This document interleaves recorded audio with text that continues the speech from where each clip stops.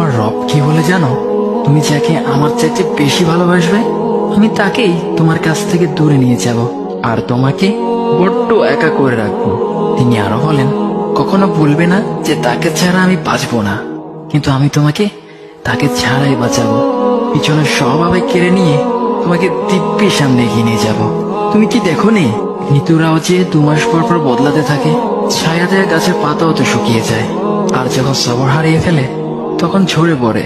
কিন্তু তোমার রব তো ধৈর্যশীল ও পরম দয়ালু। তিনি তো সেই ঝরে যাওয়া পাতার ঢাল থেকেও সবুজ পাতা গজান। তুমি কি দেখছো না, তোমার স্রষ্টার এই নিদর্শন?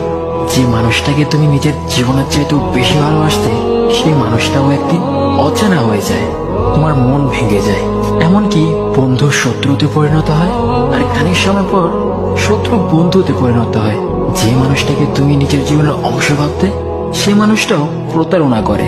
বুঝি না, এত কিছু হওয়ার পরেও তুমি তোমার রবকে বাদ দিয়ে সেই মানুষগুলোর উপরই ভরসা করো, যারা তোমাকে প্রতিনিয়ত কষ্ট দিয়েছে।